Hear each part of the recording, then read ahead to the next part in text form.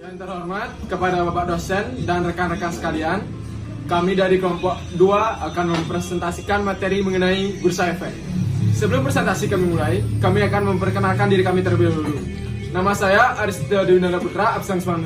Perkenalkan, nama saya Ibu Yuda Perdana Putra, absen 11. Baik, perkenalkan, nama saya Komang Bima Yudha Kumara, nomor absen 17. Baik, perkenalkan nama saya Niputu Atika Putri, absen 30. Baik, presentasi kami mulai. Sejarah Bursa Efek Indonesia.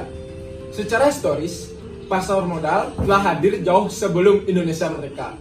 Pasar modal atau bursa efek telah hadir sejak zaman kolonial Belanda dan tepatnya pada tahun 1912 di Batavia. Pasar modal ketika itu didirikan oleh pemerintah Hindia Belanda untuk kepentingan pemerintah kolonial atau VOC. Meskipun pasar modal telah ada sejak tahun 1912, perkembangan dan pertumbuhan pasar modal tidak berjalan seperti yang diharapkan. Bahkan pada beberapa periode kegiatan pasar modal mengalami kevakuman. Hal tersebut disebabkan oleh beberapa faktor seperti Perang Dunia Pertama dan Kedua, perpindahan kekuasaan dari pemerintah kolonial kepada pemerintah Republik Indonesia, dan berbagai kondisi yang menyebabkan operasi bursa tidak dapat berjalan sebagaimana mestinya. Pengertian Bursa Efek Indonesia. Bursa efek adalah suatu pihak yang menyelenggarakan dan menyediakan sistem atau prasarana untuk mempertemukan penawaran dan permintaan efek pihak-pihak lain dengan tujuan memperdagangkan efek di antara mereka. Bursa efek atau bursa saham juga suatu pasar yang berhubungan dengan pembelian dan penjualan efek perusahaan yang sudah terdaftar di bursa tersebut. Bursa efek tersebut bersama-sama dengan pasar uang merupakan sumber utama dari pemodalan eksternal bagi perusahaan dan pemerintah. Bursa efek adalah lembaga sentral yang dimana kekuatan penawaran dan permintaan untuk efek tertentu dipertemukan. Semua perdagangan dilakukan di suatu tempat dan di bawah sejumlah peraturan tertentu.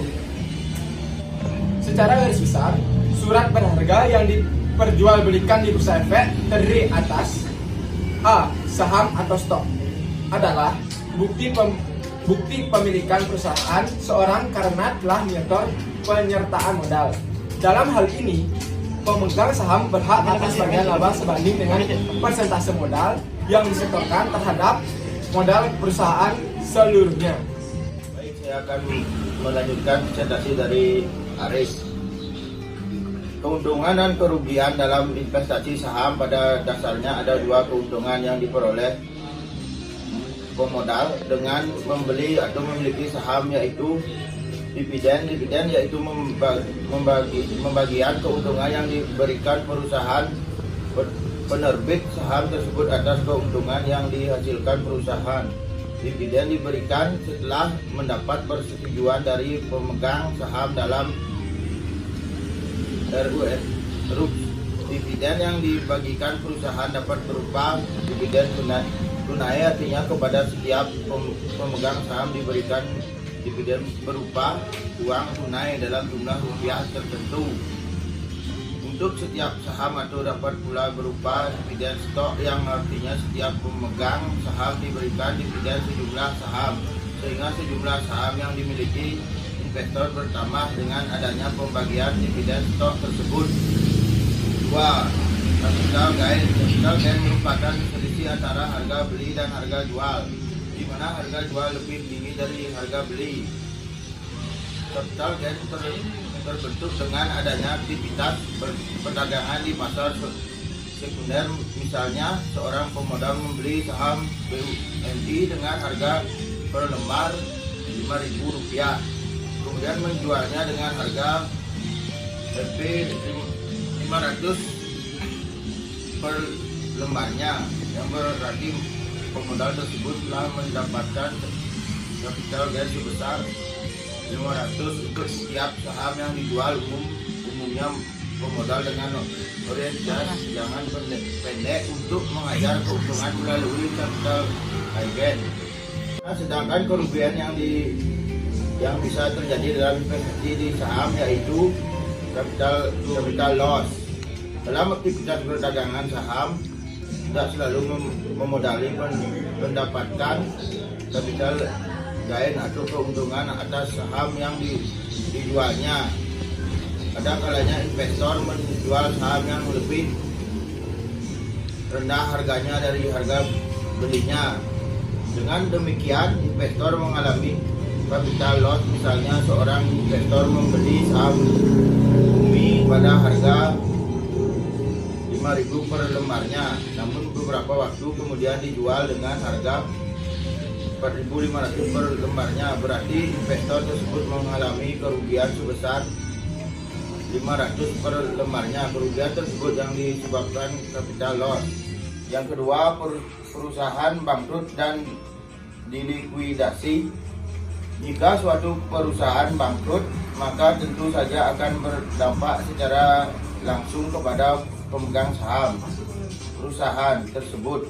Sesuai dengan peraturan pencatatan saham di Bursa Efek, dalam kondisi perusahaan dilikuidasi, maka pemegang saham akan mendapat posisi lebih rendah dibanding kreditor atau pemegang obligasi. Dan jika masih terdapat sisa baru, akan dibagi kepada pemegang saham. Baik, saya akan melanjutkan presentasi dari Yuda. Obligasi bonds, yaitu bukti pinjaman modal jangka panjang antara perusahaan emitmen dengan obligor. Pemegang obligasi atau pemilik modal yang membeli obligasi perusahaan. Berbeda dengan saham, obligor hanya berupa surat utang jangka panjang sebuah perusahaan dan bukanlah surat pemikiran perusahaan. Selanjutnya ada kelebihan dan kekurangan obligasi. Yang pertama ada kelebihan obligasi.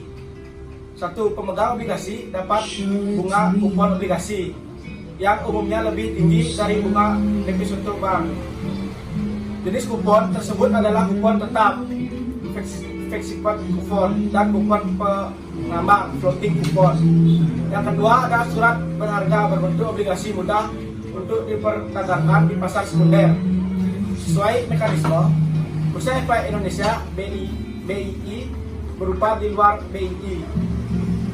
Yang ketiga, pemegang obligasi dapat keuntungan dari capital gain, yaitu selisih harga obligasi ketika obligasi tersebut diperdagangkan. Yang keempat, ada obligasi dapat dijadikan anggur kredit di bank atau untuk membeli instrumen aktiva lain. Yang terakhir, ada investasi obligasi merupakan investasi yang aman karena pembayaran pokok utang dan kupon dijamin oleh peraturan perundang-undangan. Selanjutnya ada kekurangan obligasi. Yang pertama, pada obligasi tertentu terdapat risiko gagal bayar dari penerbit obligasi sehingga investor tidak dapat untung atau bahkan bisa kehilangan investasinya. Risiko ini tidak terdapat pada obligasi negara yang terlindung undang-undang. Yang kedua, ada obligasi mudah terpengaruh terhadap perubahan ekonomi, suku bunga, dan situasi politik yang tidak menentu. Yang terakhir, ada pihak investor akan mengalami kerugian sehingga menjual obligasi ke pasar sekunder sebelum jatuh tempo karena harga jualnya lebih rendah ketimbang harga beli. Selanjutnya ada jenis-jenis obligasi. Yang pertama, berdasarkan penerbitnya, government bond atau treasury bond, yaitu obligasi yang diterapkan atau diterbitkan oleh pemerintah, misalnya bank sentral atau departemen keuangan. Yang kedua ada corporate bond, yaitu obligasi yang diterbitkan oleh suatu perusahaan.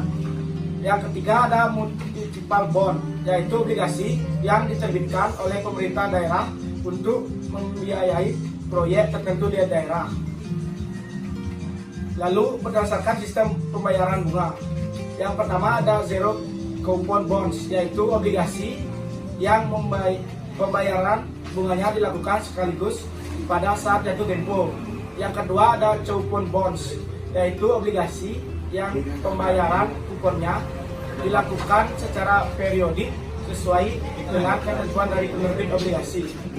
Yang ketiga ada fixed coupon bonds, yaitu obligasi yang tingkat kupon bunganya telah ditetapkan sebelum masa penawaran di pasar perdana. dan pembayaran dilakukan secara periodik.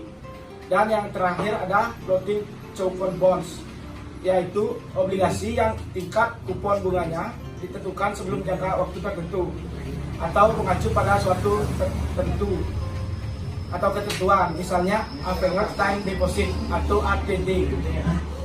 Baik, selanjutnya saya akan melanjutkan presentasi dari teman saya. Yang ketiga ada berdasarkan jenis dan karakteristiknya. Yang pertama ada cargo bond, yaitu obligasi yang hanya bisa ditarik pada saat jatuh tempo.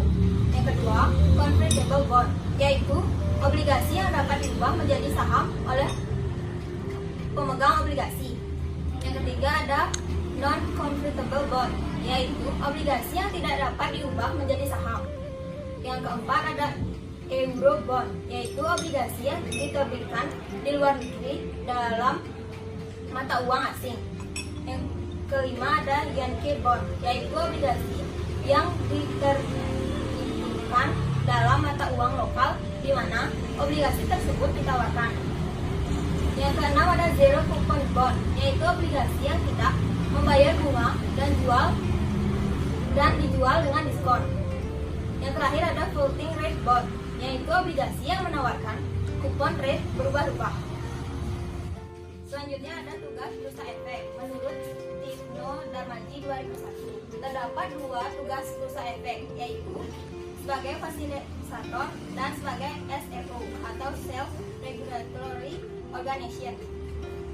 Tugas bursa efek sebagai fasilitator yaitu yang pertama menyediakan sarana perdagangan efek. Selanjutnya ada mengupayakan likuiditas instrumen, yakni mengalirnya dana secara cepat dan efek-efek yang dijual. Selanjutnya menyebarluaskan informasi bursa efek seluruh lapisan masyarakat. Berikutnya ada memasyarakatkan pasar modal untuk menarik calon investor dan perusahaan yang go public. Yang terakhir ada menciptakan instrumen dan jasa baru. Selanjutnya tugas bursa efek sebagai SRO atau Self Regulation Organization. Baik, selanjutnya ada derivatif atau produk turunan. Efek dari derivatif merupakan efek turunan dari efek baik yang bersifat penyertaan maupun utang.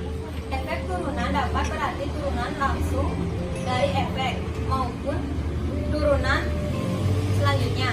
Derivatif merupakan kontrak atau perjanjian yang nilai atau peluang keuntungannya terkait dengan kinerja aset lainnya. Aset lain itu disebut sebagai underlying aset. Dalam pengertian yang lebih khusus, derivatif merupakan kontrak finansial antara dua atau lebih pihak-pihak guna memenuhi janji untuk membeli atau menjual aset yang dijadikan sebagai objek yang diperdagangkan pada waktu dan harga yang merupakan kesepakatan bersama antara pihak penjual dan pembeli. Adapun nilai di masa mendatang dari objek yang diperdagangkan menurut sangat dipengaruhi oleh instrumen induk yang ada di spot market. Sekian presentasi dari kelompok kami. Jika ada salah kata, kami mohon maaf. Terima kasih.